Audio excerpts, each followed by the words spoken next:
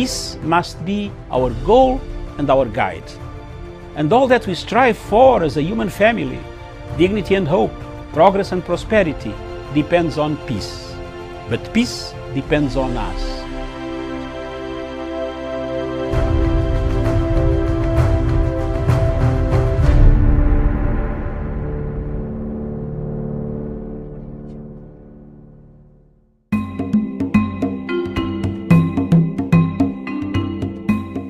Today marks a great day for me, for us in Pan-African Forum UK Limited. Stand above the threats, intimidation, blackmailing that people receive, so as not to speak about what is happening in Somalia. The matter of the Somali link or Somalia link with Qatar must be discussed openly by countries that are taking part in Somalia. The pacification of Somalia, for Somalia to become a state again, there is need for cooperation. The cooperation to bring about peace is more important than the cooperation of countries that are seeking minerals, diamonds, gold, oil, skins, animals, and the rest from Somalia. My organization does not have a share, neither is it seeking to get anything, but to have Somalia and protect the Ugandan and the Kenyan troops, plus Burundian troops, that have gone to do a good job in Somalia. Every time we hear reports of money laundering, some people think it is difficult to find out who has laundered which money, where and how. For us in Pan-African Forum UK Limited, we have networks that have exposed even the ICC before, and we have brought it to its knees for this type of money laundering. Qatar has become the main funder of terrorism in the world. We can now safely agree to the people, the countries, especially those countries like Saudi Arabia, that said Qatar is a terrorist organization. It's not a country. Qatar is funding terrorist activities, coming in as economic saviors of some countries in Africa, while they are sponsoring terror groups that are expanding on the coastal line of the Indian Ocean up to Mozambique. It is therefore my duty as an African and us as Africans to point out these mistakes, such that the people can take these mistakes, correct them, and point out to Qatar to stop funding terror activities.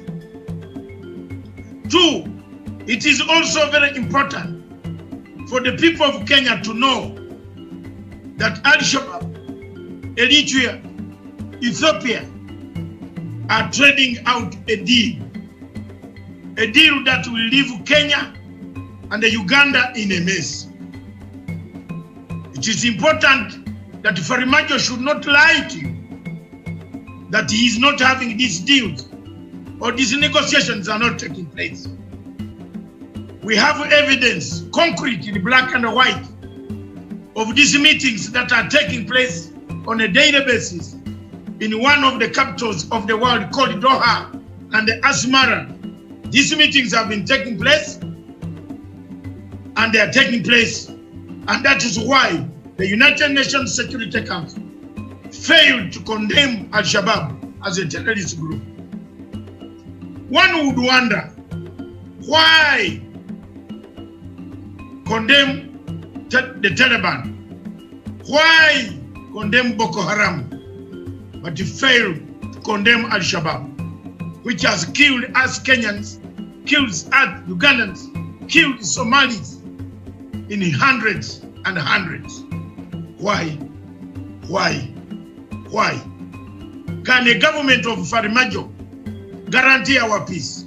The shooting down of a plane commandeered by Ethiopians who are guarding the ground at the flower, who were told the plane had a humanitarian agency, is very dangerous. There is no diplomacy here. The truth must prevail. Ethiopia should stop engaging itself in activities that are going to create hegemony of the world's hegemony in the region. Thank you very much. God bless all of you. God bless Africa. God bless the Pearl of Africa. God bless Kenya. Keep our troops in Kismayo. Give them strength. Our troops in Mogadishu. Give them strength. We shall, tomorrow or days to come, talk to the owner of the plane that was brought down. We are going to expose all this. We have evidence. It's not local. It is inside. We know what happens and we know what is taking place. Farimajo, Hassan Harriet have become axes of evil. Thank you.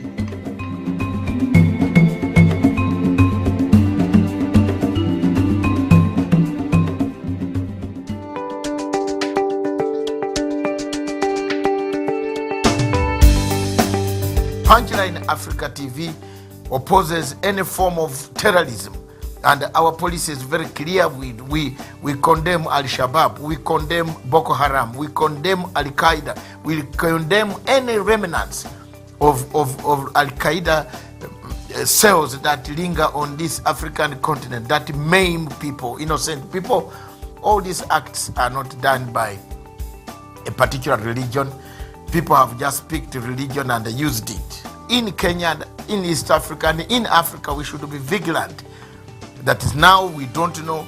You can be very, well equipped at your doorstep or at your gate, but you don't know up in the crowd when we are moving in town, in cities, in Dar es Salaam, in Mwanza, in Kampala, in Kigali, in Johannesburg.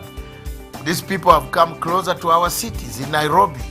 You might be moving and somebody just starts stabbing you. I think they have changed these tactics.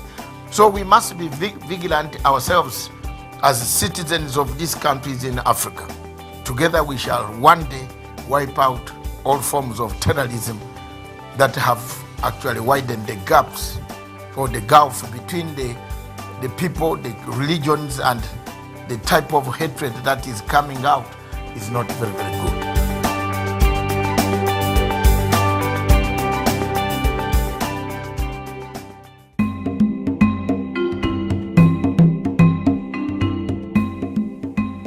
In the last 6 to 7 months, the war in Somalia has changed goalposts. The government of Somalia seems to have changed its modus operandi. Instead of supporting AMISOM and supporting the efforts of the other agencies and other countries that have gone in Somalia to support them, to help the pacification of Somalia, the return of Somalia to the world order. The government in Mogadishu has instead initiated a move towards fighting the same governments that went to Somalia to help them. A few weeks ago, the Kenyan government asked the international community to investigate the reports that were circulating in international media with concrete evidence that money was being channeled through so many sources, including those from Qatar, Turkey, and some other countries, Norway, and so on, that were trying to kill the peace that we are trying to build in Somalia. The Somalia crisis dates back in 1991 when Ziad Barre was toppled. The Americans came and did a half job, left it in our hands for us to solve. We have tried our level best. The nationals of Uganda, Burundi, Kenya, Djibouti, Ethiopia have all perished in Somalia. They have perished in the sense to bring up a better Somalia. A better Somalia for the people of Somalia, the best generation that will come. But these efforts are being hampered by President Mohamed Farmajo, who himself has turned on AMISOM and turned on Kenyan troops and made them enemies.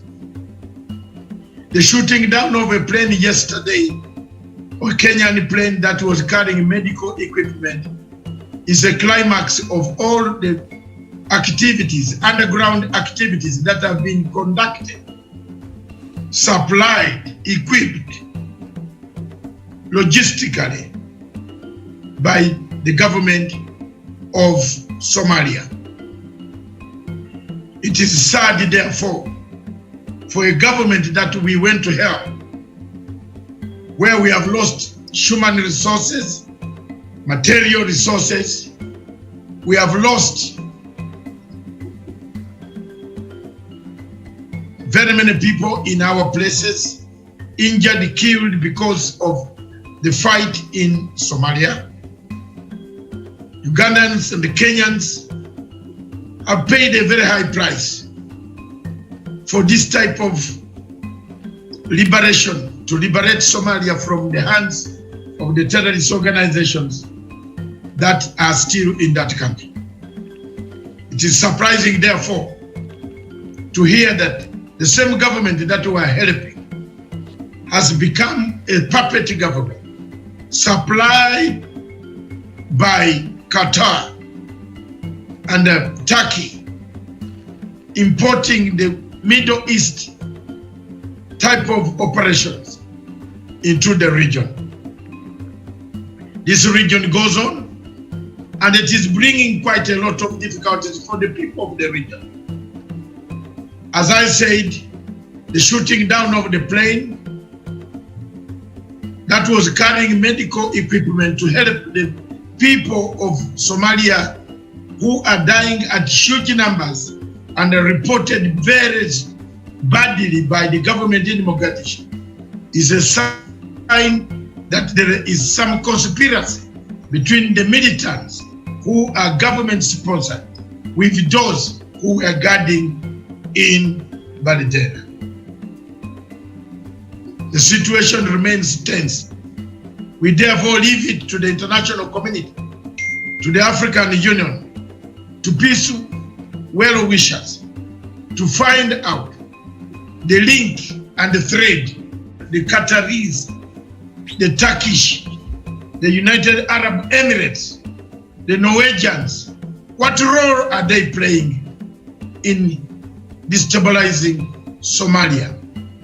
We thank the troops on the ground, the Uganda People's Defense Forces, the Kenya Defense Forces in Kismayo, who have kept peace despite the provocations of the government in Mogadishu.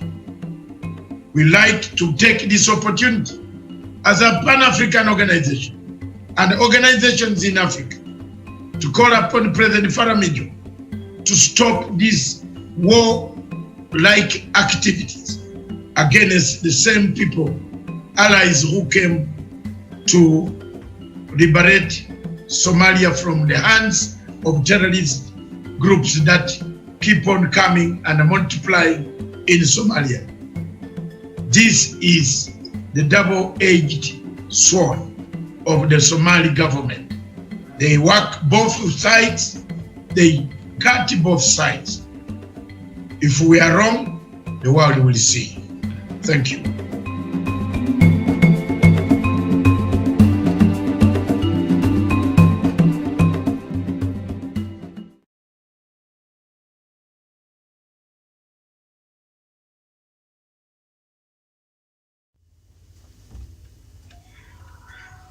Good morning, viewers. Thank you very much. Welcome to Punchline Africa Television, broadcasting all the way from the general headquarters in Nairobi, in Kenya, where Miriam is. And from the political command center in London, wherever the weather becomes funny, the rate of infection is high, the new COVID is running, ravaging the entire civilization, where hospitals, the best NHS hospitals cannot cope. I hope the people of Kenya will learn from this, that if a first world country cannot be able to cope with COVID-19, we should follow the instructions of the Ministry of Health to regulate ourselves, to keep a distance, wear masks, wash your hands. Perhaps you could save yourselves and ourselves before the vaccine arrives on the streets of Africa. But how many people are willing to take that medicine? There is a ranking. Africa has a problem. Everything, even a good thing that you suggest, someone wants to screw it and take it in a different direction. However, this morning, the panel will look at Somalia. Diplomatic leaks goes behind the scenes of diplomats. We want to find out what has been achieved. What can be achieved? When will it be achieved? How will it be achieved? How shall we pacify? Is the pacification of Somalia taking the center stage of AMISOM, of African Union, of UN, of United States? Just last week, in the last 2 weeks, we saw American troops pulling out of the mission to look for terrorists on the streets of Mogadishu and in Somalia. But as they left, there appeared to be a new group that has emerged openly in the streets of Mogadishu. Are these groups that the government of Somalia in control, or is it controlled by the new groups that we have been talking about? I have a personal view, because I've had this personal view for more than 20 years, that Somalia and the Somalis are the self-inflicted wounds. They inflict wounds on themselves. They know these people, they live with them, but they have never tried to solve the crisis that has befallen this country. Government upon government that has successfully come into governance in Somalia has left yawning gaps as to whether one day this great nation of Siad Barre will rise and shine again. Again today, as we ponder over this topic, as the panel headed by Miriam in Nairobi ponders over this topic, discusses several aspects, including the aspects of exit strategy. AMISOM is trying to pull out to reduce the numbers. Is it the time to reduce the numbers? Are we falling into a trap that most international conflicts fall into? How many times has France reduced the numbers in Central African Republic? And the more you reduce the numbers, the more problems, the worse the conflict becomes. How many times have we tried to downgrade the Democratic Republic of Congo? The more we downgrade it, the more difficulties we receive. What are the exit strategies? What can heal? What type of strategy can you deploy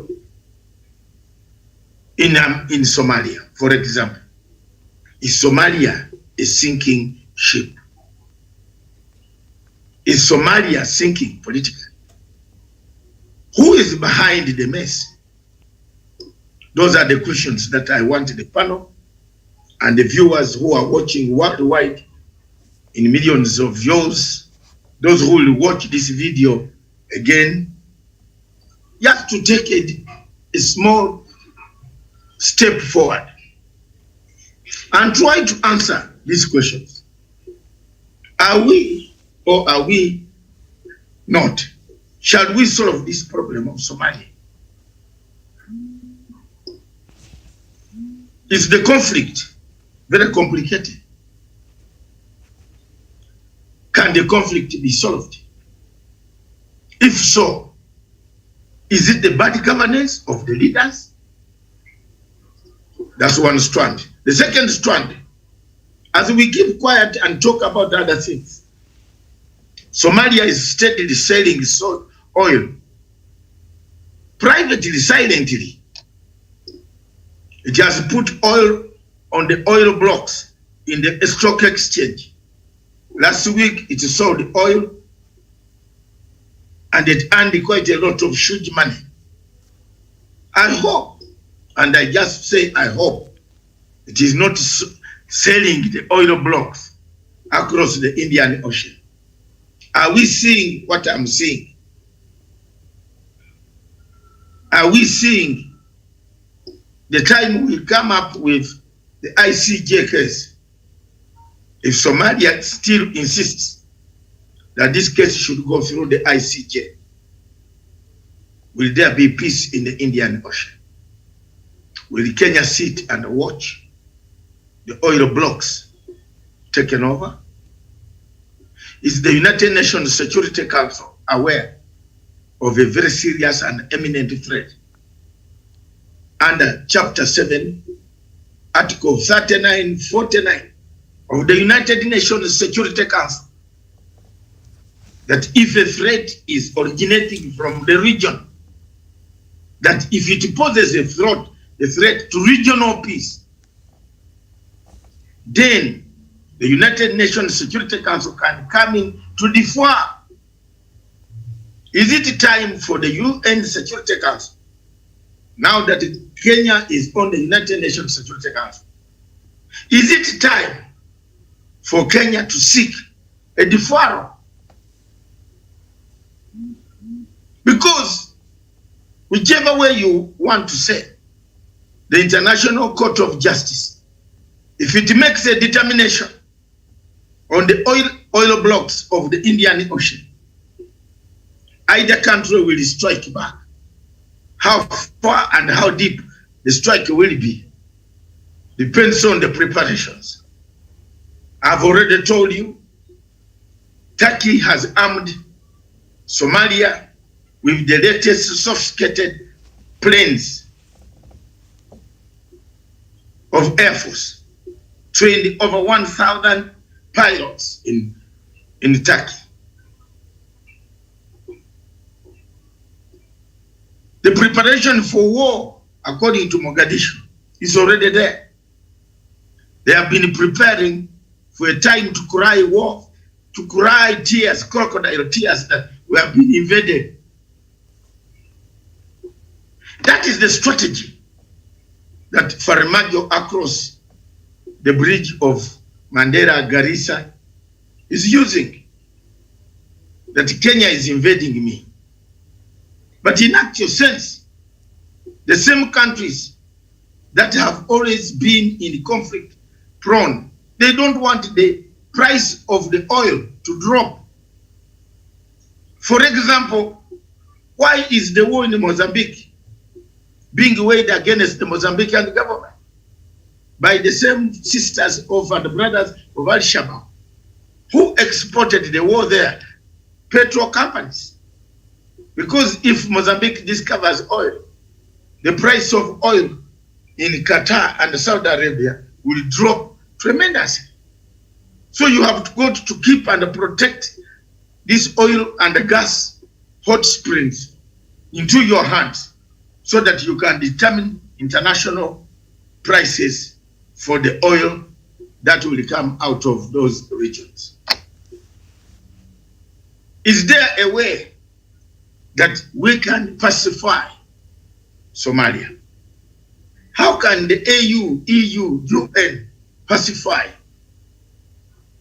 What is the root cause?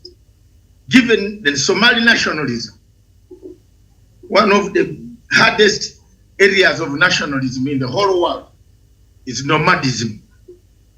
The nomads have the worst type of democracy. Nomadic democracy is a very complicated factor because it doesn't grow. It keeps on moving according to where the pastures of water are. The pastures, green pastures for animals. Therefore, it is very difficult to grow democracy. That's why we call it nomadic democracy. It's a very difficult democracy that you cannot sit people in one place and tell them we want a social network of this nature or we want to build schools. That's why Samburu people or the people mostly in these northeastern areas are very willing to study under trees. You saw the lady in the woman rep of Samburu saying yes, the senator. The lady was saying, for us, we need only water. Because they have been studying under trees anyway. There is very good oxygen under trees. But what they need are tapped, borehole water. That can be boreholed and brought near the schools where they will be under the trees. That is nomadic democracy. Very complicated, very high toxic nationalism. I remember when I was in Mogadishu in the 2000s, early 2000, when we went to interview Ahmed Sharif, the then president of Islamic courts. The day after the Ethiopians left their shoes, one shoe behind, two shoes behind, and the rain hurried it out of Mogadishu. It is the day I learned that the democracy of Somalia is a complicated democracy, a complex democracy. Is Somalia sinking politically? The extension of their leadership of the government for another term of years. Who is teaching them this extension tactics? Is my country, Uganda, very much alive in the region? That every conflict that you look at, it has a hand behind it. They have a hand in the Central African Republic. How sure are we that they might not have a hand in the Kenyan politics come 2022? Given that now it is an over, I believe Miriam discussed this in your earlier program, that things have fallen apart. The center cannot hold anymore. We cannot shy from the responsibility of telling the people that the two gentlemen cannot work together. I don't see a train that will stop to reverse. I believe in your first topic, you are discussing those things.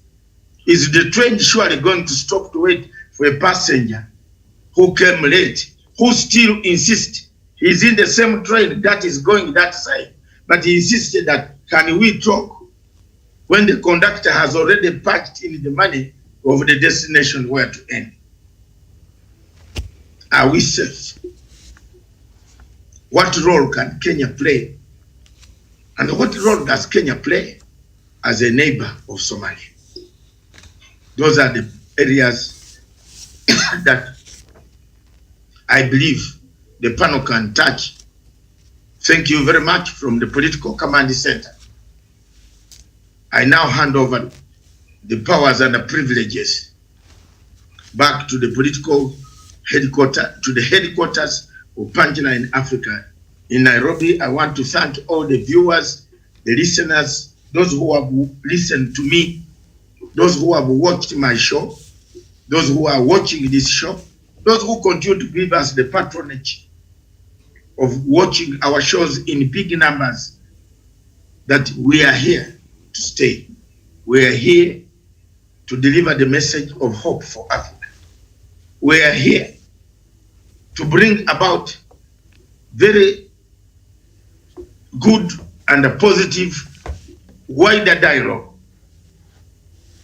Most of African countries have lost the question of wider dialogue. There's dialogue, but there's a wider dialogue where you agree to disagree without killing each other.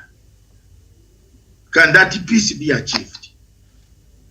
Do we really know who are the killers in Somalia?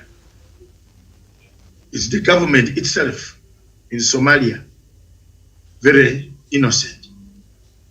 Do they really know? Do they know who they are, what they stand for? Are they partners in peace, or they are part of the problem that we went in Somalia to solve? I rest my case. Thank you so much, Doctor, for that opening and introduction of the show. Thank you so much. And joining us also is our usual panelist, and you're joined by Jevan Karanja from Nanyuki. Jevan, good morning. Good morning, Miriam, and good morning to Dr. David Matsanga. And thank you for that introductory remarks that have come from Dr. And good morning to our viewers, wherever they are watching us from. And good morning to my friend Douglas Kirimi and Wakili Kidi Mwanga. Thank you. All right, very well. And we're also joined by Kidi Mwanga. Kidi, a very good morning to you.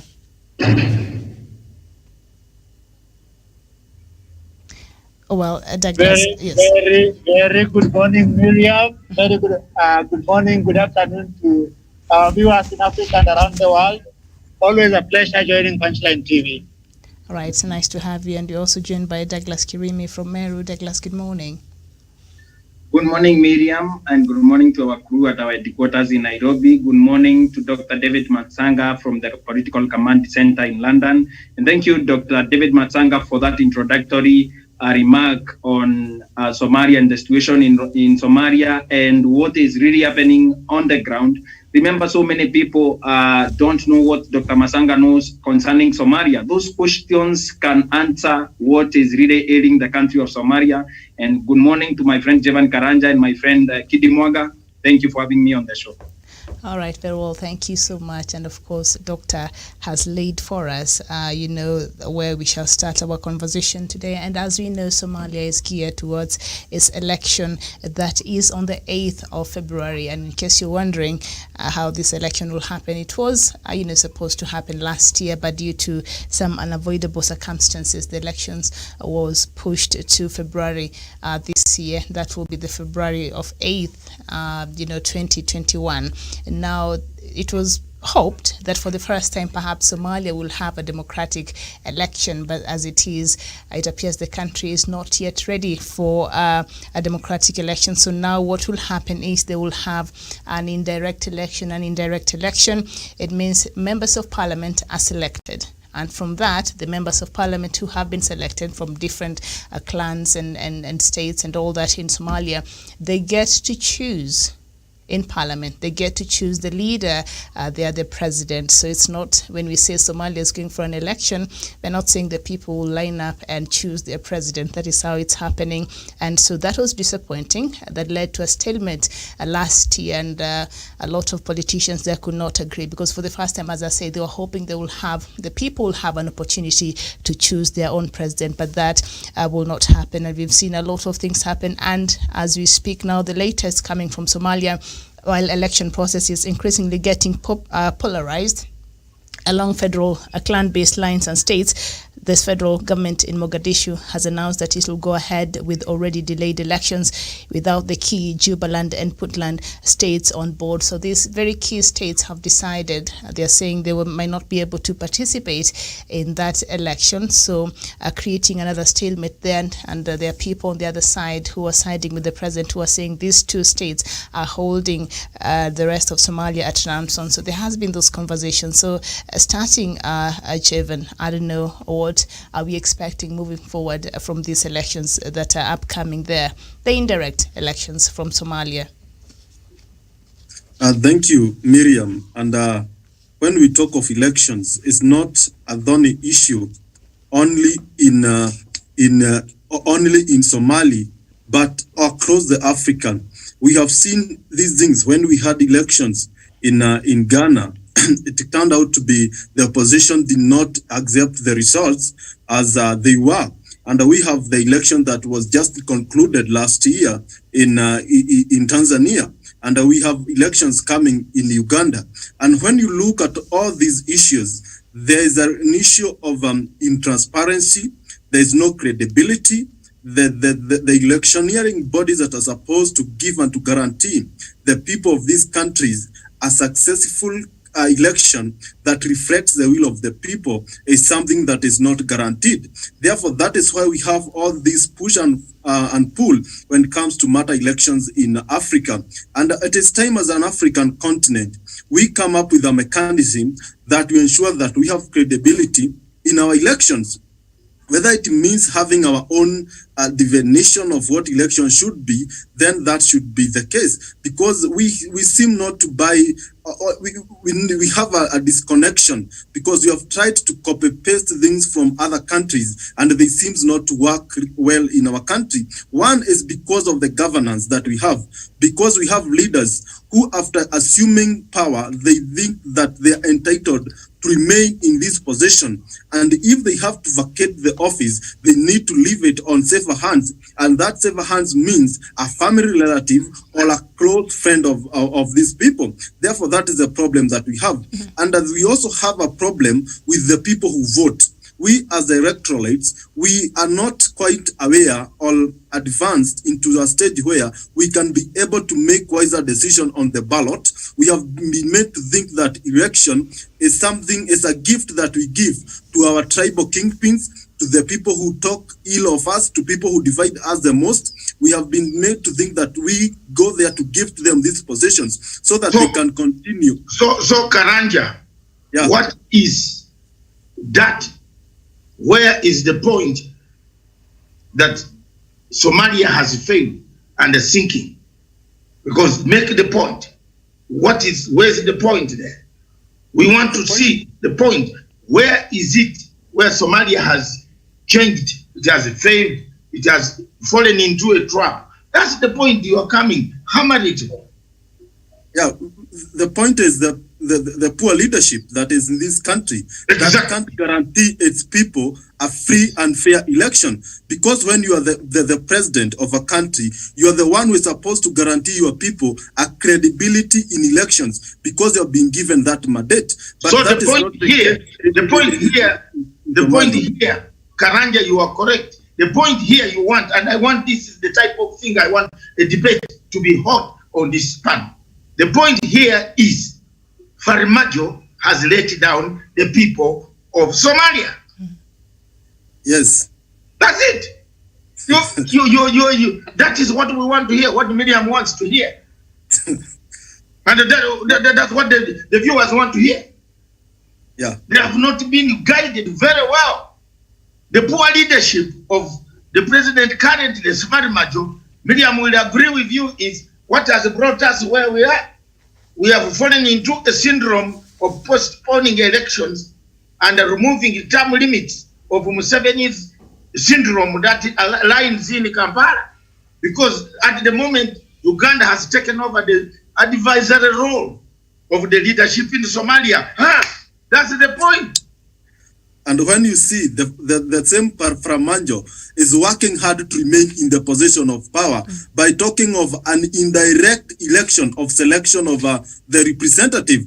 And when he does that, he will ensure that those allies, the close allies and associates will be the one who given this possession. Therefore, at the end of it all, he is not guaranteeing the people of Somalia a credibility and a country that will move forward.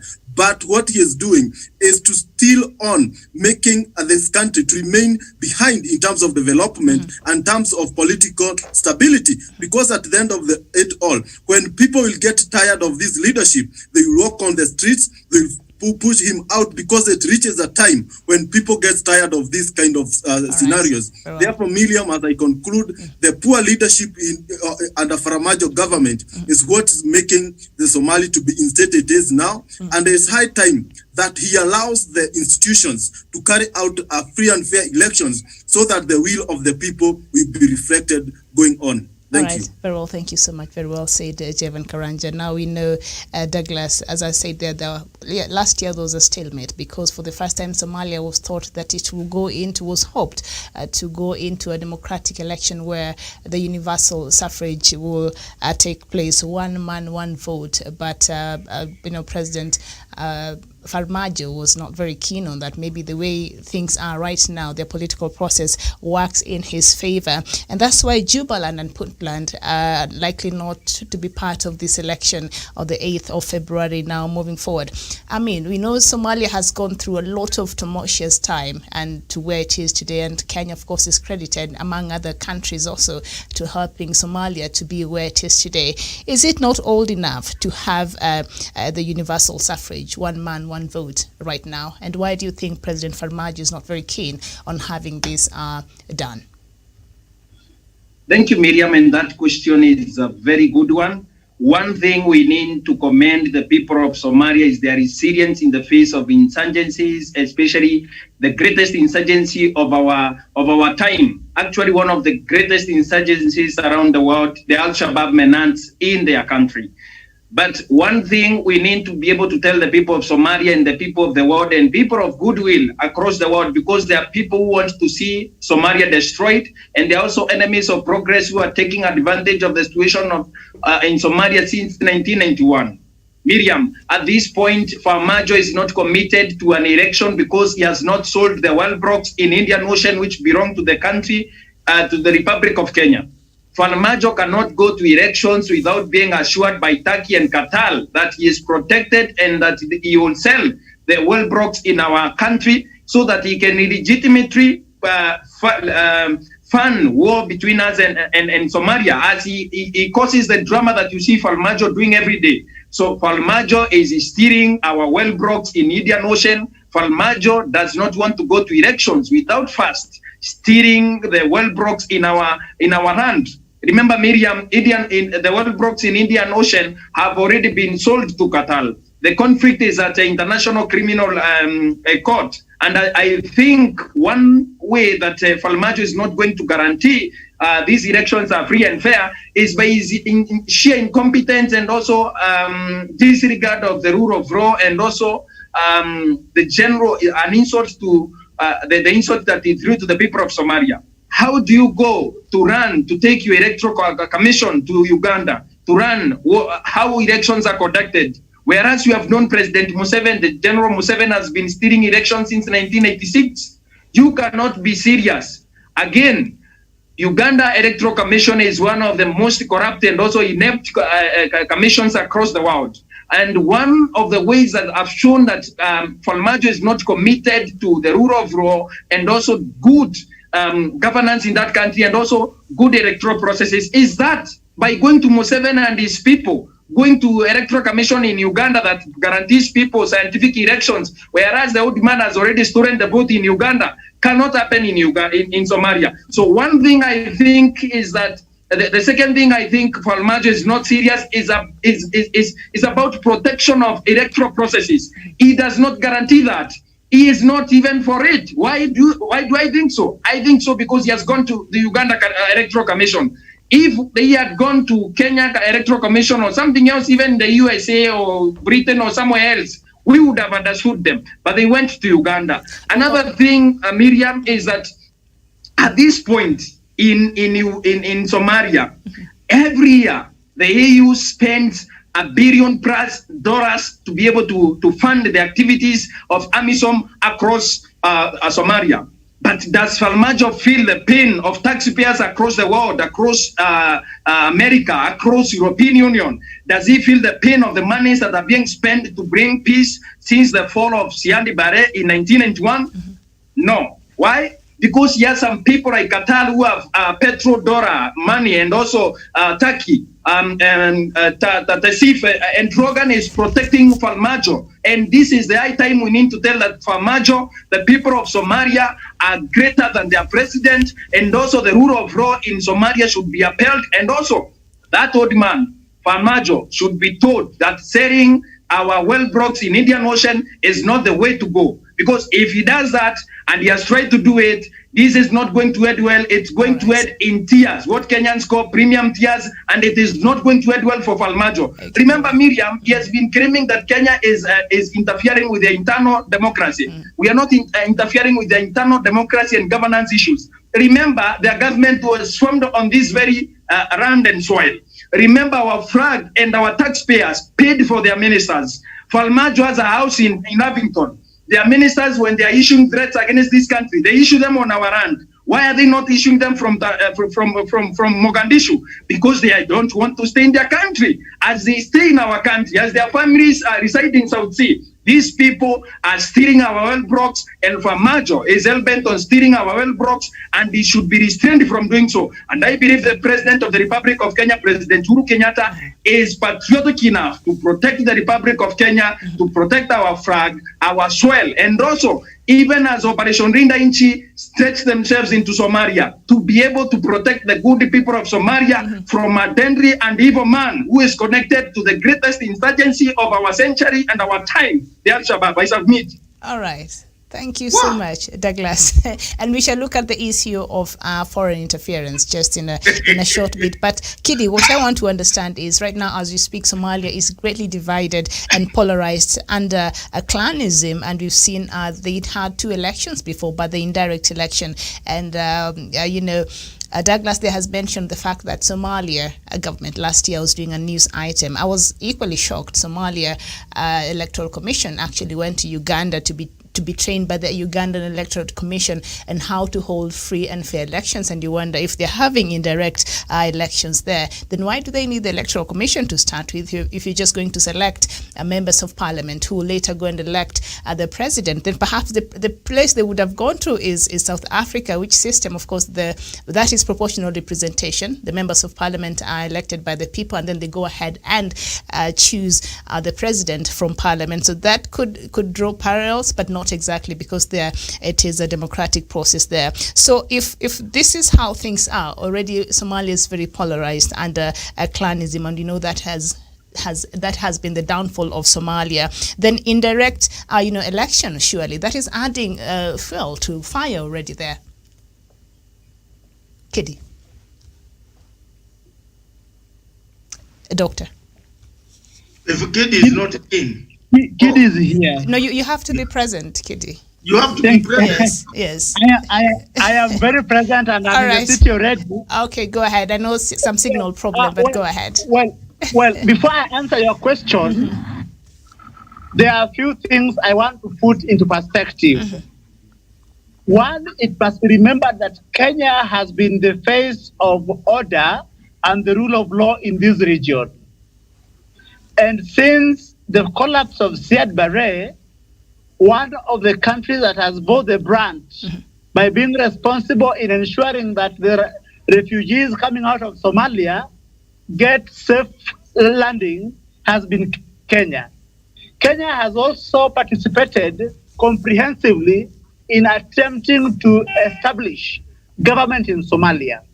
So that if you look at the schemes of Farmajo against Kenya today, it is a case of ungratefulness, that it shocks conscience of humanity that Farmajo, who is the president, who should be acting in the best interest of his people, is now turning against one of the serious backers of his government and one of the serious backers of the Somali people in ensuring that there is a return of normalcy. So, the next question is, what would motivate Farmajo's onslaught against Kenya and his attempt to ensure that the relations between Kenya and Somalia is soured. And I will tell you that we know of the flirtatious relationship between Turkey and Russia and Putin. And now, especially as in this transitional period, as America is getting its act together, the players in the geopolitics, knowing so well that Kenya has been the gate into Eastern and Central Africa traditionally, are now trying, people in the players at the geopolitical level are now taking advantage of the confusion within the international community, especially the distractions that was there during the Trump administration, and now this time when during this transition, to ensure that they destabilize the balance of power in East Africa. And that is why you realize that they are encouraging Somalia and Farmajo in particular to ensure that he disturbs the balance of power in East Africa. Thank you, Miriam, I submit. All right, thank you so much.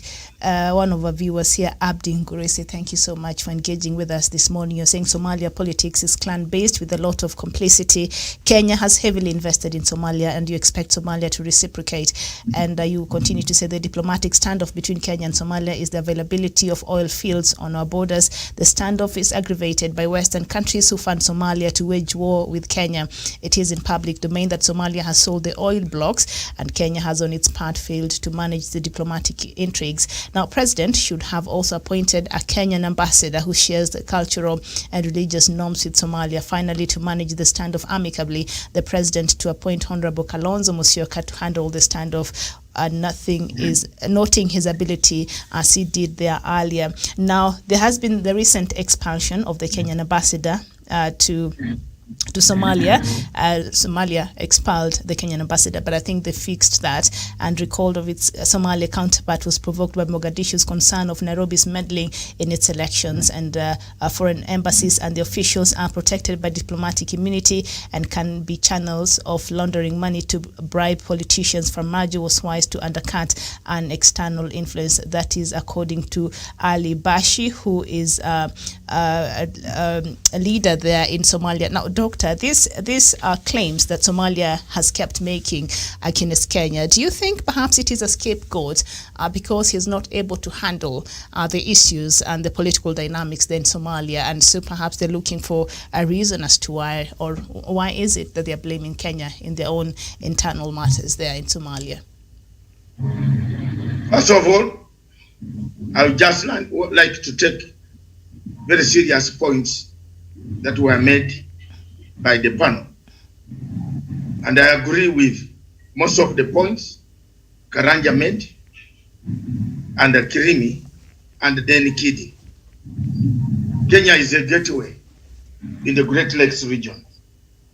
Disruption of Kenya's peace is disruption in the Great Lakes region. If Kenya coughs, the cough will catch every country. If it sneezes, the sneeze will catch every country in the region. Therefore, time has come for Kenya to take up a very serious stance. And I agree that this washi-washi, this dali-dali, this lukewarm, when you are dealing with an enemy, you remember what Sue said. All of you have come across the fury of two at war. I don't need to say it here. You have an enemy who is not going to fight you with a panga, but is fighting you with all means, including bombs, planting them in your house, in your hotels, in your toilets, in every corner. These are the people who have been fed, looked after by these people of Kenya. They turn back their backs and they come back to strike us. They come back, they no longer strike Has somebody asked why they don't strike Uganda? It has the panel found out why Uganda is not struck. I agree. The relationship of training electoral officers into fraudulent manner of taking ballot papers much earlier than the election day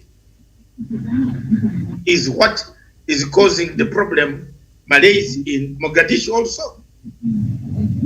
How do we know whether elections or in Mogadishu for February have already been ticked? I agree with the viewer that the election is not universal suffrage. It's a selection, politics of clans. And as I have submitted much earlier, that nomadic democracy is the most complicated democracy among the norms, the factions, or amongst the types of democracy, the facets of democracy, as by Aristotle, Plato, and others who wanted a world to have a democratic space. But there is a question. There are several questions that linger. The external influence that has come from Turkey, Qatar, United Arab Emirates. What role have these countries played in influencing the foreign policy, the policy of dividing Kenya and Somalia? These are the questions that the panel should look at, Miriam. Who is influencing who? Somebody is influencing the government in Mogadishu to hate Kenya. And the disease is the same disease that you find in Central African Republic. The disease is the same disease that you find in South Sudan, Juba. The disease is the same disease, Miriam, that you find in the DRC Congo. The disease is the same disease that you find in Rwanda. The disease is the same disease that you find somewhere in Ethiopia. The disease is the same disease that you find in Guinea, Equatorial Guinea.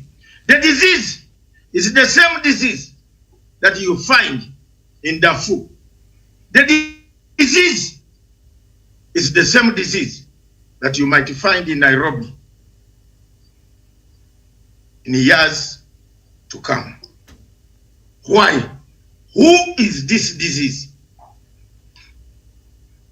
As time comes, as the Africa wants to regain its credibility, these questions must be answered. Who is the disease? Where is it coming from? Who is influencing? Who is dividing Somalia in two parts? What are the main goals of that type of objectives of that person? Is it the division to control the entire hinterland from Indian Ocean to Atlantic Ocean? Who is an expansionist theorist who wants to make a kingmaker game? This disease was seen when Riek Machar and Salva Kiir turned their own guns on each other and hammered each other in broad day time. Not at night, broad day time. Walianza mchana mapema asubuhi. And we are here lamenting. We have not found out the root cause. IGAD has glozed over that root cause. A report was done by IGAD. The AU sanctioned Obasanjo to produce a report about the genocide in South Sudan. Where is that report? Okay, we know the leaders of Al-Shabaab. We know where they are. Why haven't we called in international agencies to put warrants of arrest on their heads? Who is covering them? Sindio mnataka ukweli, tuambiane. Tuambiane ukweli, or we'll keep quiet. I'm waiting for answers from the panel. Tuambiane ukweli, Miriam. Who is covering them? We must have firm discussion. Who is making it very difficult for peace to grow in Somalia? Why is Somalia sinking? Why is Somalia using Kenya as a scapegoat? Yet Kenya has played a vital role a lot. Yet Kenya has kept its bargain by keeping Sector 2, which is the Kismayo, if I'm not wrong, corridor safe enough to allow the Somalis to enjoy the relative peace that you see in that sector. There is a person who has put a knife on the things that held the Somalis and the Somali government between Kenya and the Somalia together. Things are falling apart. How do we bring back the peace? Because it will be very bad for us to condemn without giving solutions. My solution is for the government of Kenya to put down its feet now that Trump has collapsed. Because remember, the biggest problem of Farimajo is a Republican from Minnesota. For most of you who don't know who he is, this guy is a Republican from Minnesota in the United States. He worked there. He was almost becoming a full councillor on a Republican ticket. The backers in US are not going to be there. The regime in the United States is changing towards a regime that talks differently, that might not agree with President Farimajo. But apart from that, we have another external enemy or enemies that want the diamond, they want the oil. They want the oil so much. They want it. They want it. Somebody here was saying that the problem in Mozambique is not linked to Al-Shabaab. I think the person should go and do his research and see who is the leader of AMISOM in Somalia. Where does he come from? He comes from Mozambique. Because he has kept that peace in Somalia. He has been firm. He has been paid a currency as a revenge by them exporting the killing fields from Mogadishu to Maputo to the north of Mozambique. So if you say you argue over that, then you don't know politics of the geopolitical situation that is taking shape in the region. But the person that I wanted the panel to find out, especially Kidi, because Kidi submitted that we are the island of peace. We have been the island of peace. How long shall we be the island of peace when the people surrounding us don't like us? How long? We have a neighbor in the south called Tanzania. We are just putting in cosmetics like a shampoo. Use shampoo and it shows that your hair will be very good. But as soon as the shampoo dries, the hair remains black. Why do you waste your money buying shampoo? To do what? What will shampoo do to your hair? It won't change your hair. So the foreign policy of Kenya is shampoo. It's shampooed. We please Tanzania, but Tanzania doesn't please us. Eh? Honestly, a Kenyan entering Dar es Salaam airport, the Kenyan passport is looked at very carefully, scrutinized, as if it's a European passport. What is he coming to do in Tanzania?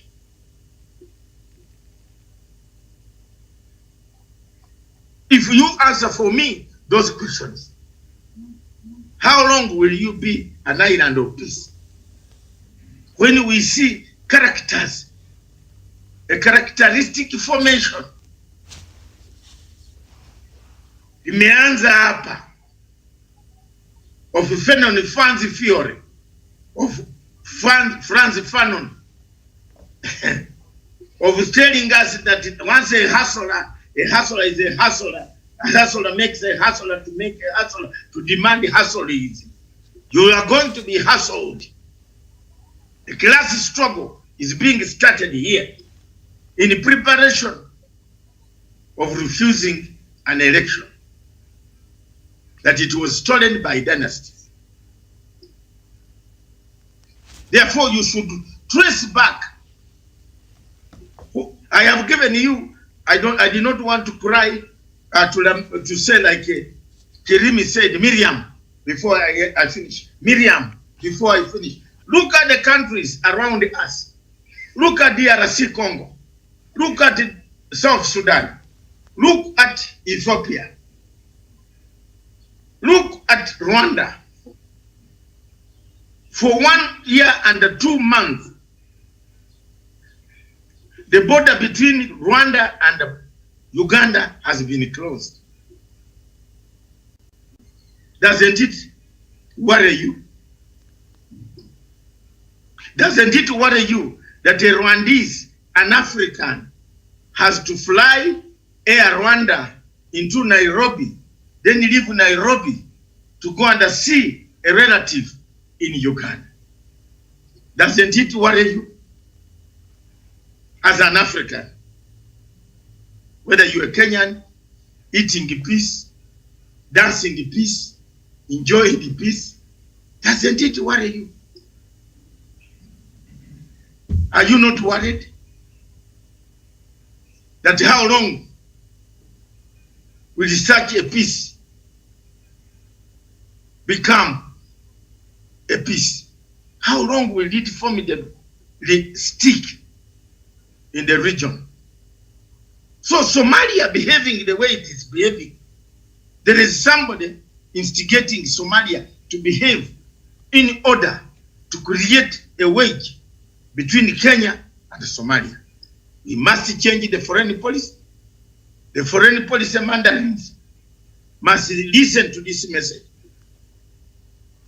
Either we prepare exit or we pacify and hand over a pacified neighbor. Can I repeat that properly? We either prepare exit strategy or pacification, which we have continued to do despite the difficulties that we have received. There is no surrender here. There is no retreat here. We either do it or we perish. Therefore, I am with the people of Kenya in their search for a long-lasting solution for the country called Somalia. But we have darker forces, external darker. President was held in December 1986. Somalia was a one-party state at the time. The Somali Revolutionary Socialist Party was the only legal political party, and incumbent Siad Barre was the only candidate So that already was just was a problem right there. He was elected with no opponent and fewer than 1,500 protest votes opposing his candidacy. That was in 1986, and come 1991, Somalia's central government collapsed. So judging from that short history there in Somalia, can the current leadership learn anything from the past and see how they can forge a more prosperous, united Somalia moving forward, just learning from their history there and the mistakes that the former leaderships there have made, and even the ones in power today continue to make? What lessons can they draw from that, Javan? Thank you very much from that for that question, Miriam. And on the issue of failed government of Farmajo and the external interferences, is because we have an issue when it comes to the oil fields in Indian Ocean. And when you look at these countries that try to interfere with the foreign policies of Somalia, they are quite those who have a bigger say when it comes to the marketing of oil. Therefore, maybe that's some of the issue why they don't want a cohesive relationship between Kenya and Somalia, so that they can continue benefiting through the corrupt government of Somalia. And Miriam, on the same issue, we have seen even members of parliament from the from the Mandera side, and have seen also a member of parliament elected on Kenya taxpayers having even a portrait of the Somali president in his office, the flag, and he is in Kenya, and that was a Kenyan office. Therefore, there is a bigger issue, and these people, they work in cahoot, and these are the people who don't want they don't want this region to have peace because they benefit directly.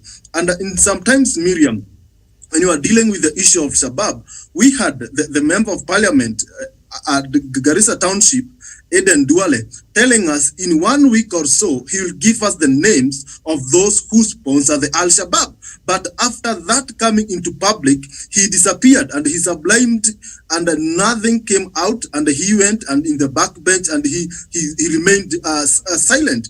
Therefore, there is a bigger scheme, and these people, they know what really happens. Therefore, it is time that even if Kenya is deemed to be the peaceful and the peaceful getaway when it comes to the matter of this region, we need also to look on those people in this country who might be working in cahoot with the Somali country to make things difficult for Kenya and to make these standstill positions remain there. Therefore, in order to achieve prosperity in this region and to have a permanent peaceful coordination, all agencies must come into play, and we must ensure that the corrupt government of Farmajo gives justices to its people, because if it's not giving justice to its people, how can we as Kenyans sit plenty and think that it will do justice into our side?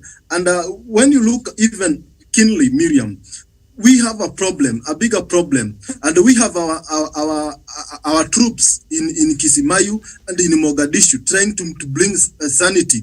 But the government of Farmajo is doing less to support these people in order to eliminate this group that has been terrorizing this region. And when you look at the attacks that they do, they go to attack those people who have a contrary opinion to what the government of the day is doing. They attack Kenya because of the good things that we do to try to bring the sanity in this country.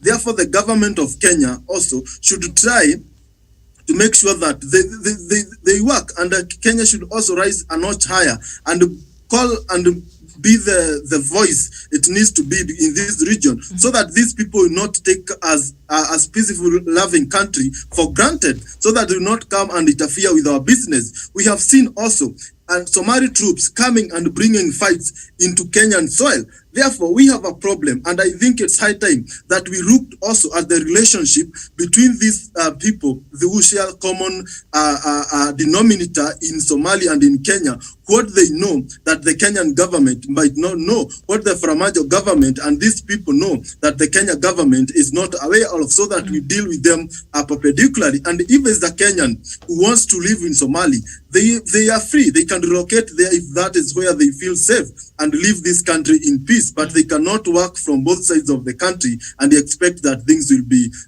well. All right. Thank you. Thank you so much. Now, Douglas, as I've mentioned there before, the last public direct election for president in Somalia was held in 1986, and Somalia then was a one-party state, and so then they had a multi-party challenge there, and the Somalia Revolutionary Socialist Party, led by Siad Barre, was the only party which went to the elections, and Siad Barre was the only political candidate. But even during those elections, about 1,500 votes or less were protest votes. I don't know what they filled in the ballot papers, because if you do not have an option, I don't know if they just counted as a spoiled vote, but they were able to record their protest vote there. So that was the problem Somalia was dealing with then. Then we saw there in 1991 Somalia plunged into civil war that has lasted until today. So today they're dealing with another challenge in their democracy there, and that is the universal suffrage. So my question is, Douglas, Somalians and the government that is there today, can they able to reconcile that past and what they have in the present that seems not to be working very well, and the mistakes they made in the past, and try to see how can they learn from this and how can they salvage their country moving forward and create a more democratic state in Somalia and a more better Somalia moving forward? Thank you, Miriam. That question is a very good one, and I thank you for asking me that question. But one thing we need to demystify is the nationalism agenda propped up and propagated by His Excellency Mohamed Abdullahi Farmajo.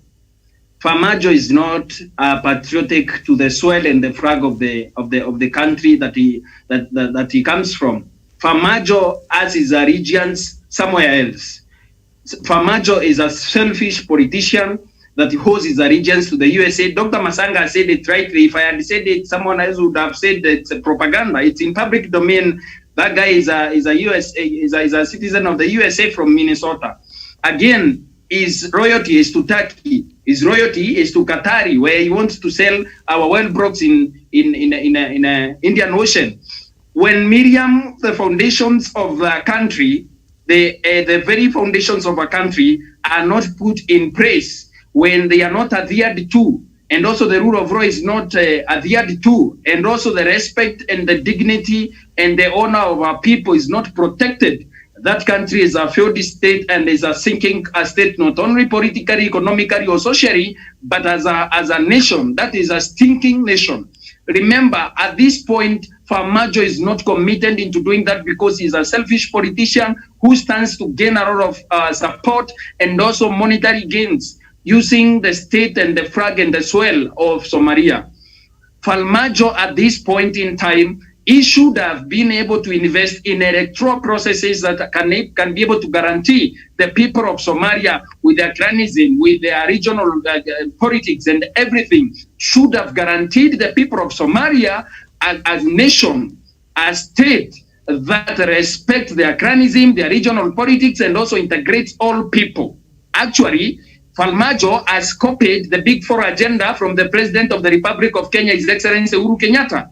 I recommend today, because there are people from Somalia, they live in this country anyway, they should tell his country president to come and adopt a BBI process that is going to bring on the people from Jubaland and also other regional leaders.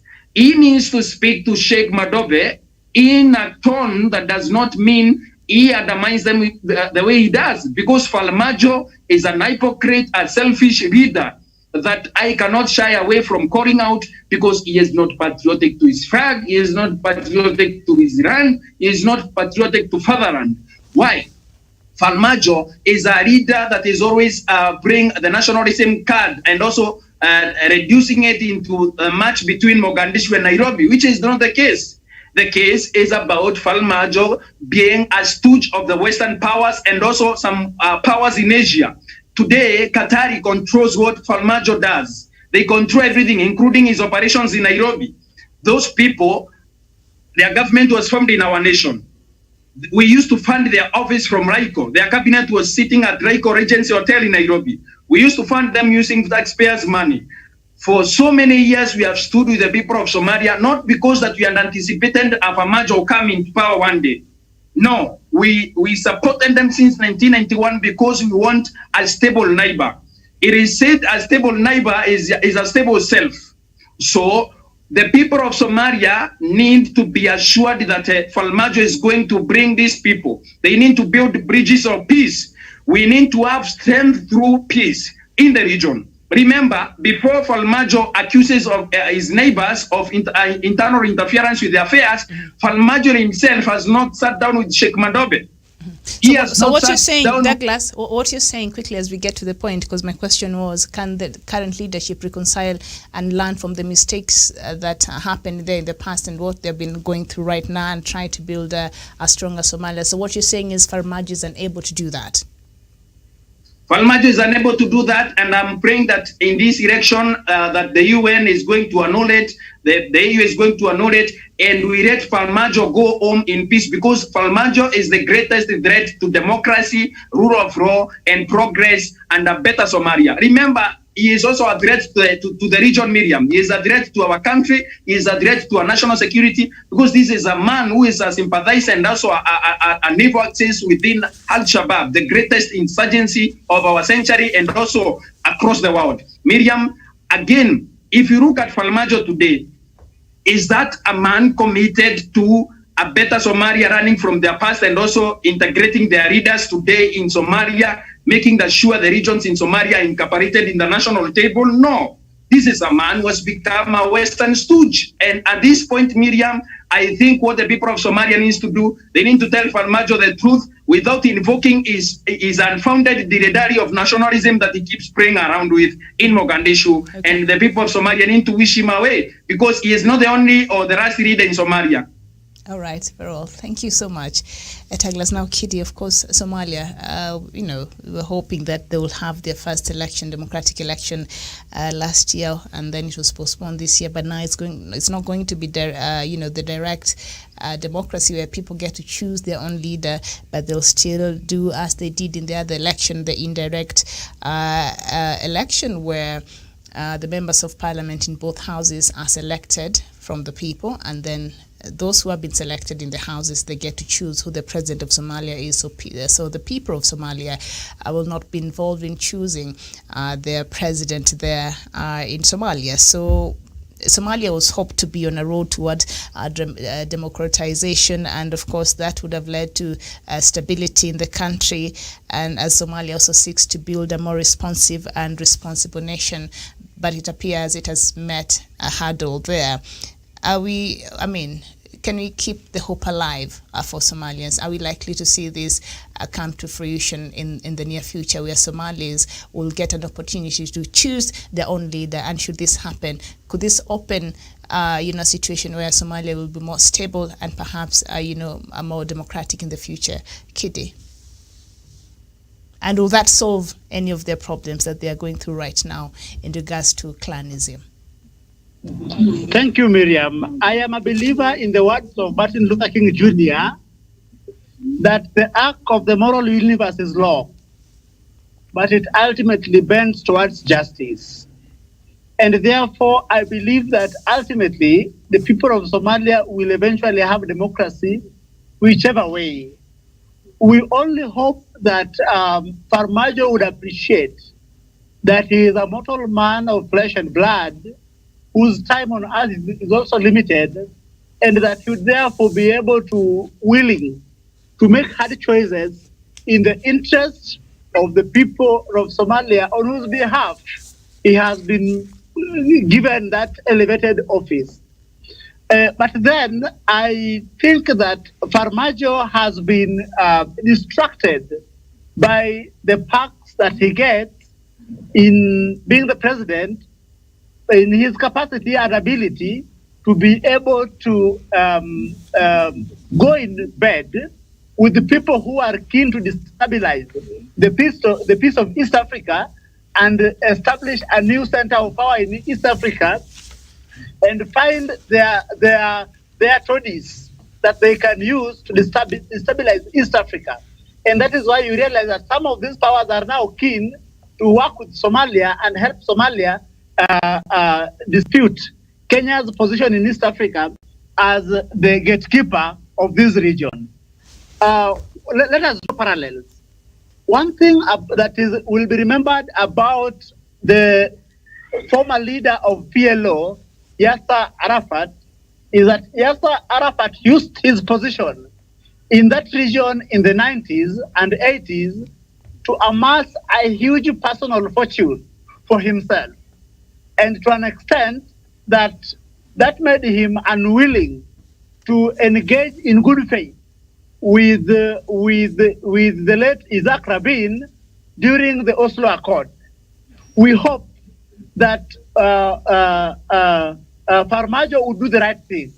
But as we hope that he will do the right thing, we also hope that President Uhuru Kenyatta will not sit by, and President Uhuru Kenyatta will do all he has always done to ensure that, number one, Kenya is safe, number two, that East Africa is secure, and number three, that our position in East Africa still remains unchallenged. Thank you, Miriam. Right. Thank you so much. Now, Doctor, as we conclude, the president of Jubaland, Somalia, regional critical of East Africa's fight against the Islamist militants of Al-Shabaab, won a new term in 2019 and highlighting a growing rift between the federal government and its semi-autonomous states. Now, the contest there in Jubaland, the contest has stoked tensions between Kenya and Ethiopia, longtime allies who both have large contingents of peacekeepers in the country and see Jubaland as a buffer zone against Islamist attacks in their own countries, that is Kenya and Ethiopia. Now, Kenya supports the victor, Ahmed Mohamed Madrobe, who was elected as Jubaland president, while Ethiopia has grown increasingly close to the federal government of Mogadishu. So that explains the tension that the growing tension that we've been seeing, and the passive aggression from Ethiopia towards Kenya, in case you're wondering where that happened. So we see the instability there in Somalia, not only affecting Somalia, but also now it's peeling and causing other acrimonies between Kenya and its neighbors, Ethiopia and in the region there. So looking at everything and all considered, Doctor, perhaps a democratic election, will this be the answer to the negative clanism politics, as you have rightfully put it there, that has brought Somalia down? And perhaps if that can be sorted, then Somalia will be towards the path of prosperity and peace.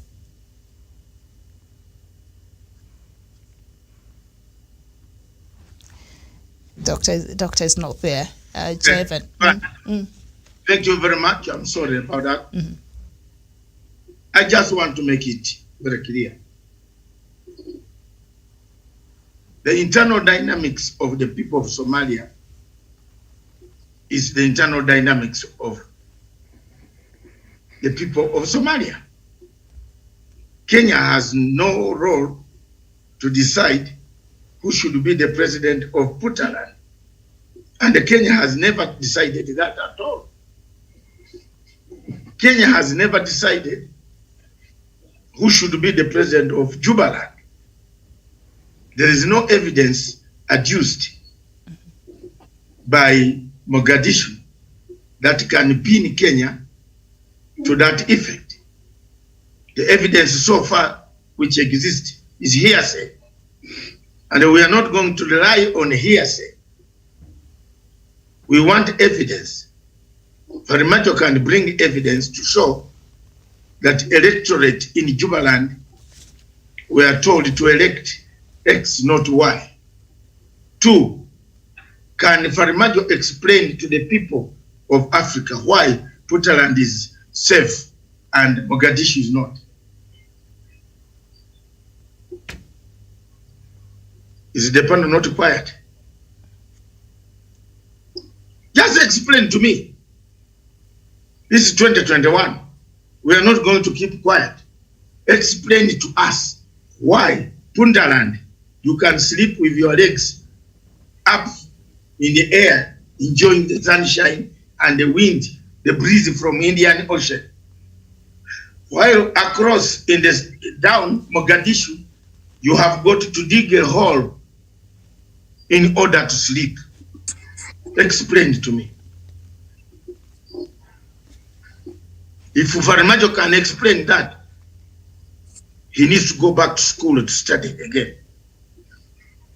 Because The two are very apart.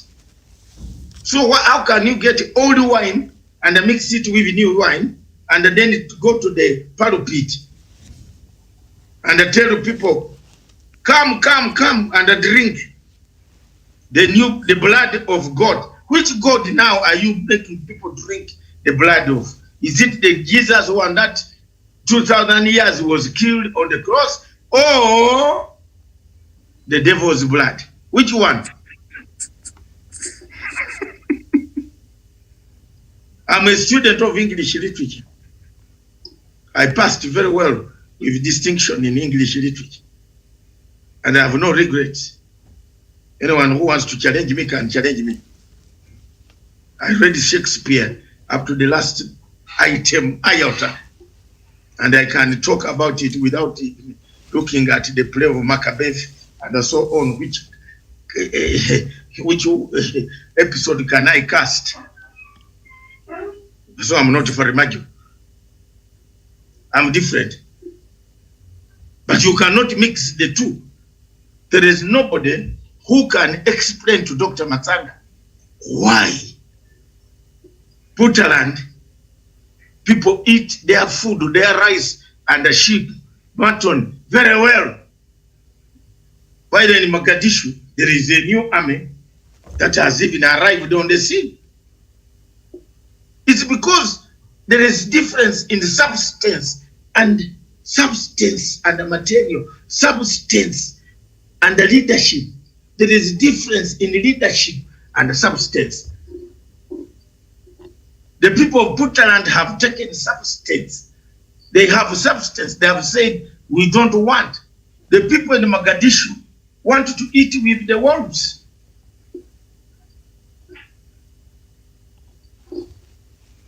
Are you sure that the people in Mogadishu don't know who the terrorists are? Surely, Miriam. You stay in Siaya, the last unit of electricity, the last mile of fixed electricity. You don't know which house has no electricity. Surely. When yours is shining, and then the wire has just passed, you can't know that this wire, this house, is a lie. And these are pure lies fabricated by the government in Mogadishu to lie to us. The leader of Al-Shabaab is in Mogadishu, in the cabinet, in the parliament. The only problem is that people don't come out to say he's here.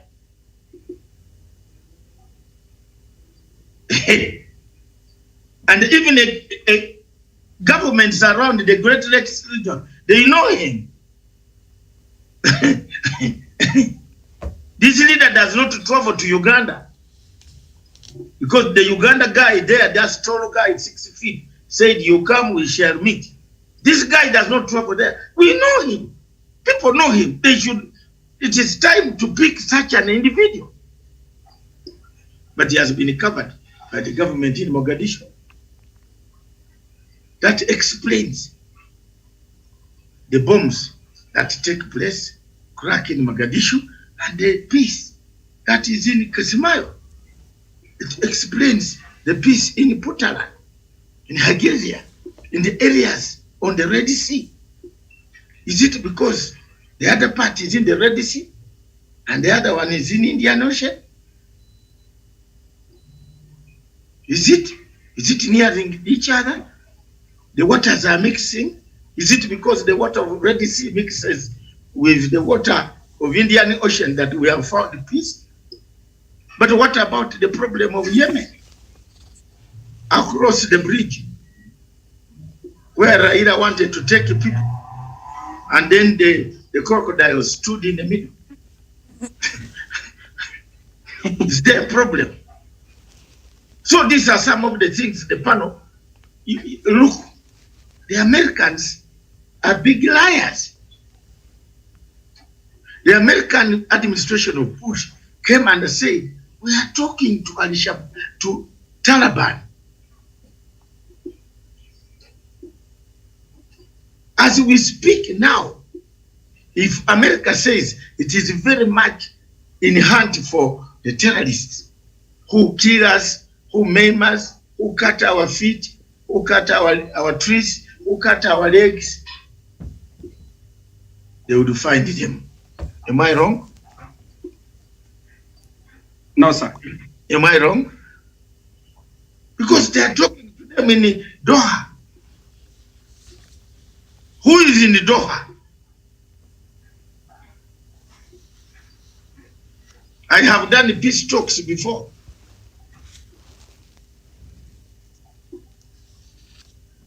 I was the first person taken to the ICC in 2006. The judge jailed me with Chisano for 7 hours. For you people who don't know, you better know. Because some of you, when you see me here, you think that we are, all of us have become the same pete bourgeois. No, I'm not a pete bourgeois, I'm not a wheelbarrow man. You know, I have tested the jail of ICC in 2006 when I was doing the peace process. But I will bring it to the point that would I have done a peace process without seeing Kony? I'm bringing the comparison that the Americans tell us that they are meeting Taliban. Can they meet Taliban, those people, without knowing the leader of Taliban who commanded the bombing of the 2 towers? Eh? Have you seen my point, Miriam? So if the Americans know where the Taliban are, they meet them in Doha. They enjoy breakfast, eggs. Bacon, there's no eggs eaten. You can't eat in Doha anything that I was going to mention. It's against that religion. Juice, orange juice, palm tree juice. They are eating it in the morning. They know where these terrorists are. Then they came to us. They said, we want to talk with Al-Shabaab. They told us we better meet where? You know, we meet in Doha. People bought the idea. So why don't you just come and say, come here. We know where you are. Bring your leader. I'll give you another example. The International Criminal Court last week issued warrants against Boko Haram.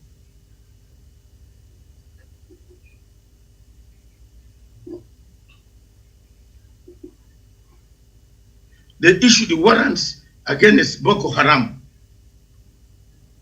The Nigerian government came up and said, no. Don't issue any warrant. Because warrants will cause us a lot of chaos. Why hasn't Nigeria, the ICC, delivered warrants of arrest for Al-Shabaab leaders whom we know, you know, I know, we name them, they are here. One of them is a member of parliament in Mogadishu who commutes between Mogadishu and Asmara. How does Al-Shabaab get new uniforms? Better uniforms than Ugandan army. With the latest patches of Madoado.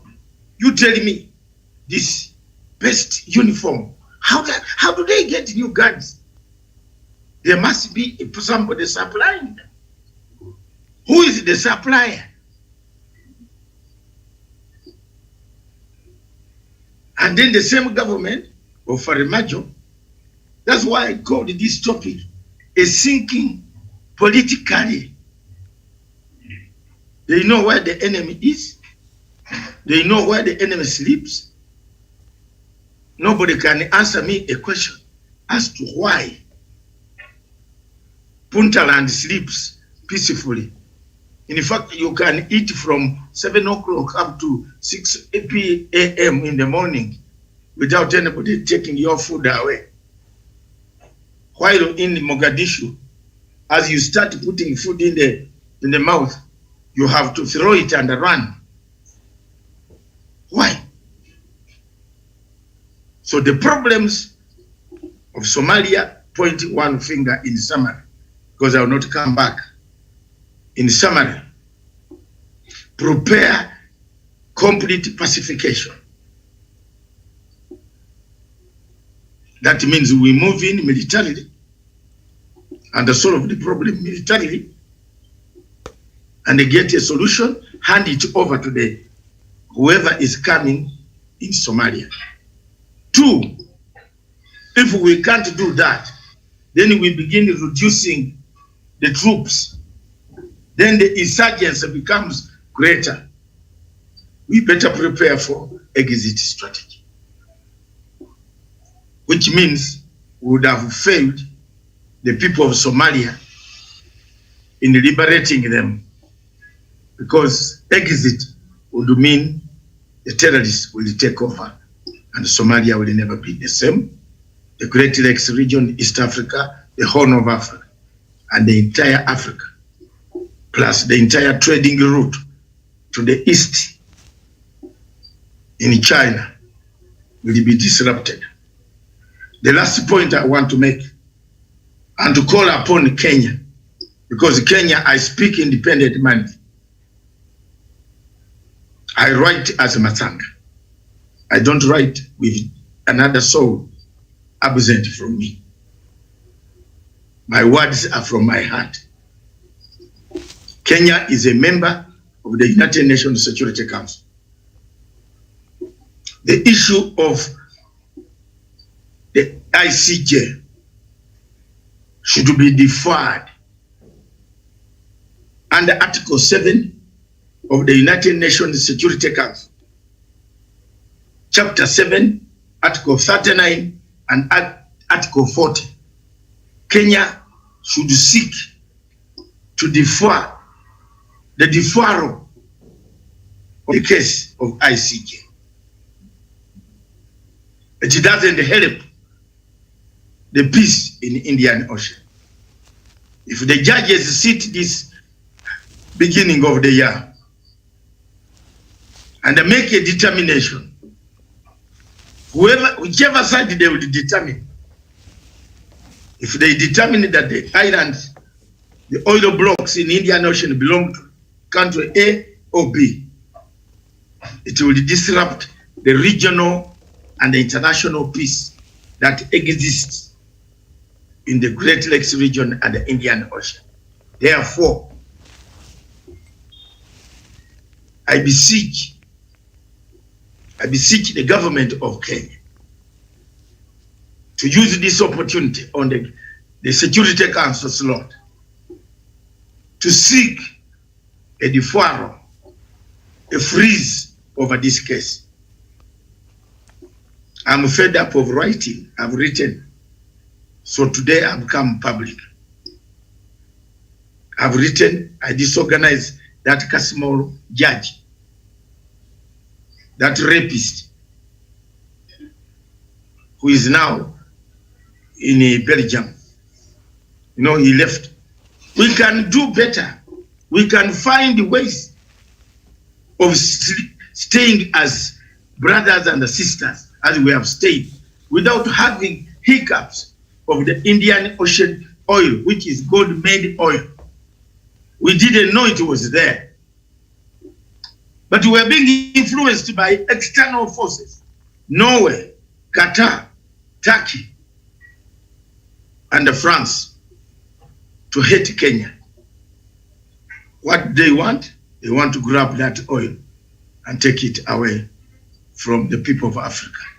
I rest my case, and I believe the panel have picked Chapter 7 of the United Nations Security Council. Read it, and the students watching all over the whole world.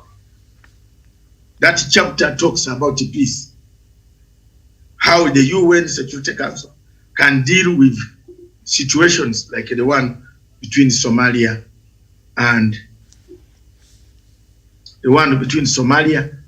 and Kenya. Thank you very much. Thank you for listening to me. And thank you, the panel in Nairobi. Thank you very much, lovely Miriam. Enjoy this afternoon as you wait for the count of an imaginary election. Because as far as I'm concerned, I don't believe there is an election in Uganda. Because that I want you to understand my position very clearly. I don't know. I'm living in Kukuland. I'm the only man in Jerusalem who has not heard that there is an election. So don't ask me many questions because I don't know. Because I have never seen a scientific election anywhere which has not tested you to test the litmus paper. So if it is in Uganda, it's in Kukuland. If it is there, I don't know. And that is my international food, and I'm gonna eat it until I bring this guy to an understanding that going to school in better university, like a Canterbury and the London Guildhall, is better than Dar es Salaam. So those are warning shots. That the reasoning in the Chatham House is different than the reasoning in the Matoke House. Somewhere in Nakasero. So this is where we are bringing the debate. Convince me that there was an election, because I'm very new in Jerusalem. I've just arrived. I know it will occupy most of your diaspora dispatches this afternoon with the new song. I've had a song which I danced to without knowing what was happening. You have heard it, and Karimi has heard it. It's a new one, but I don't know whether there is an election, because there is no country in the world, including America, where Trump is running and hiding in a hole, has ever used scientific elections. So if you tell me Uganda has created a Kukuland of Matoke, you know, because we eat Matoke, we might think it is election. I am yet to be convinced. So I want to thank those who listened to me, and they never took part in this election. Because I told you, there will be, you need several muscles in order to pass the test. And I want to leave one word. Miriam, when a president brings a commander and calls the commander the butcher of Mogadishu, and he puts him in charge of Kampala,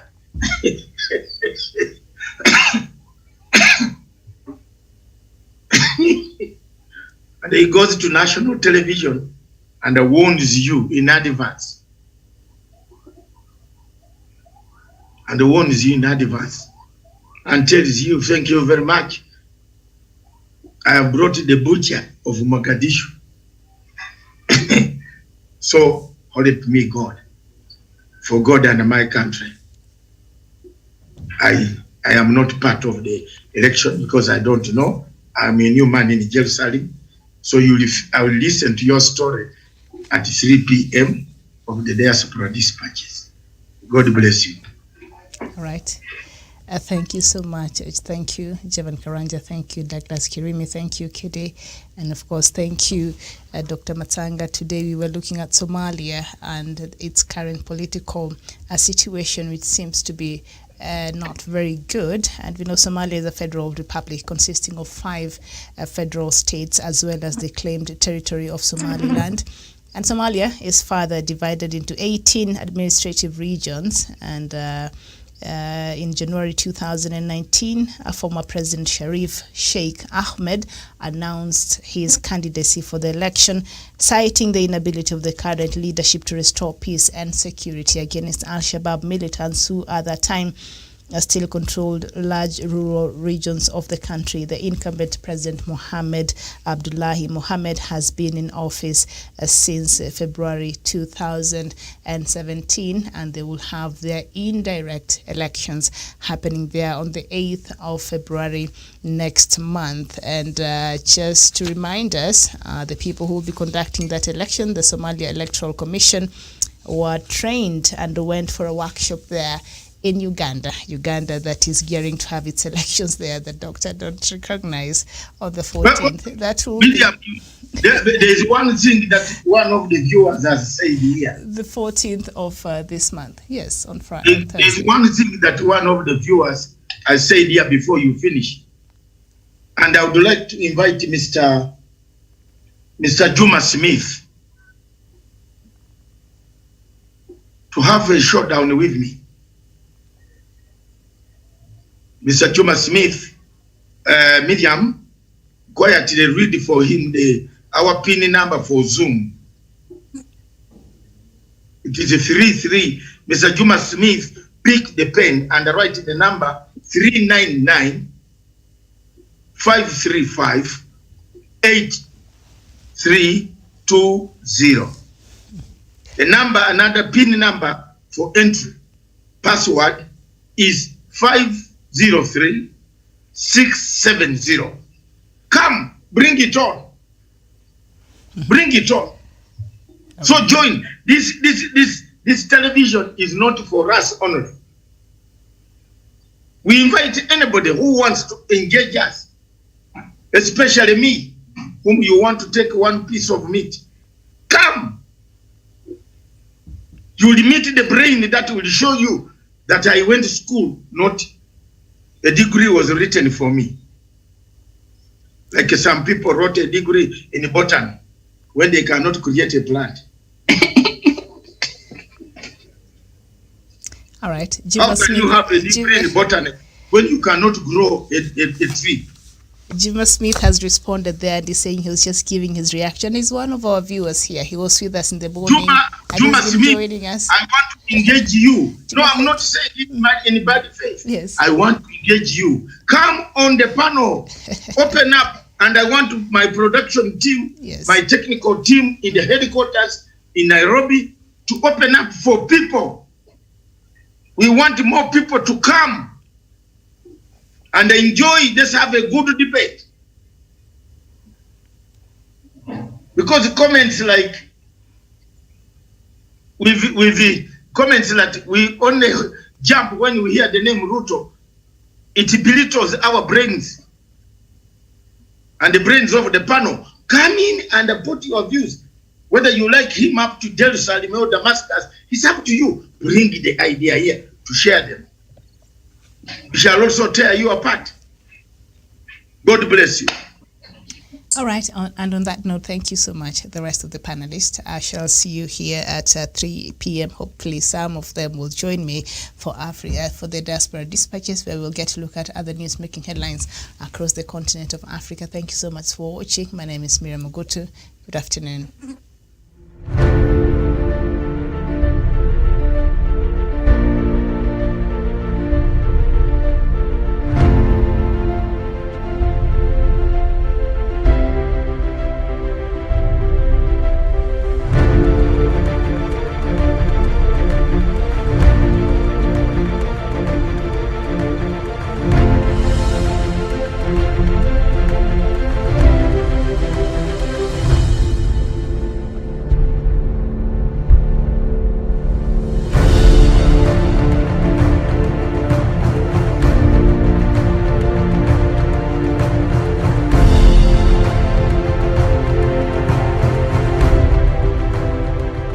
Peace must be our goal and our guide. And all that we strive for as a human family, dignity and hope, progress and prosperity, depends on peace. But peace depends on us.